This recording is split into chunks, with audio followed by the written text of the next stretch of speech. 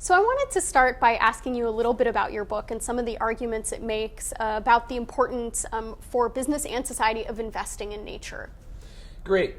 Right, I joined the Nature Conservancy in 2008, but for 24 years before that, I was an investment banker and a part-time finance professor at NYU. So I think about finance and investment a lot. And a really important point, I think, is that saving nature is one of the smartest investments we can make. Nature produces very valuable services for humankind, and you get a bunch of environmental benefits on top of that for free.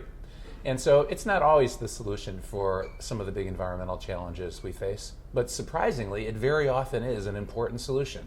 That's true from climate change to urban issues, you name it. So I wrote the book to make sure as decision makers, investment decision makers, often in government, sometimes in the private sector, sometimes in multilaterals like the World Bank, as they think about investments in infrastructure, gray infrastructure, man-made infrastructure, be sure to consider whether there's a green infrastructure alternative, nature, that will often be a much better deal, cost less, perform better, and protect nature at the same time. And I think as we sort of enter this period where the climate debate is really rising as an issue, one of the key challenges is how are we going to finance it? How is climate going to be financed? Who are the players within that? Obviously, governments have a role to play in adaptation and mitigation financing, but there also probably is a role for the private sector. I sure hope so. So in the climate arena, the word finance is used rather loosely. I mean, it's okay, kind of for political reasons. But when we talk about climate finance, we're talking about direct aid from rich countries to poor. We're talking about subsidized fundings from multilateral lending organizations. And we're also talking about private sector finance. Now, we'll need all of those for sure. But ultimately, if we're really going to be successful, or if we really want to unlock progress, it's that old-fashioned private sector finance that can really scale. If we can show the world that investing in nature, for a bunch of reasons, but in this case, let's think about sequestering carbon or adapting to a changing climate. If we can show profit-seeking investors that makes sense, that will really unlock billions of dollars and we can accelerate progress. So that's the finance that I'm ultimately most interested in. We need it all. We need the government help for sure, especially to get things started.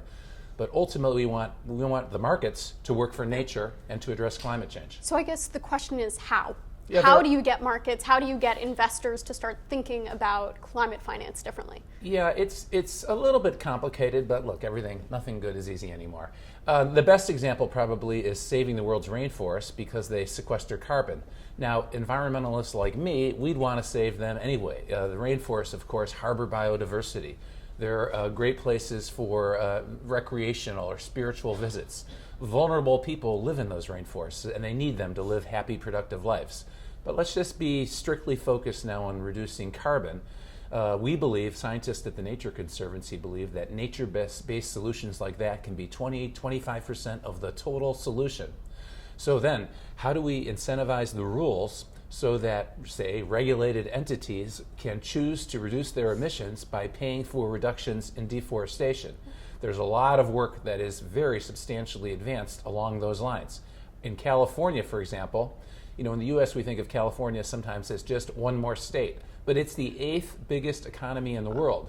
California now has a cap and trade to reduce emissions in the state, and regulated entities can choose to achieve their required emissions reductions by paying for reductions in deforestation. So that's one idea. There are a lot of these ideas, and indeed, this is exactly what I write about in my book, Nature's Fortune.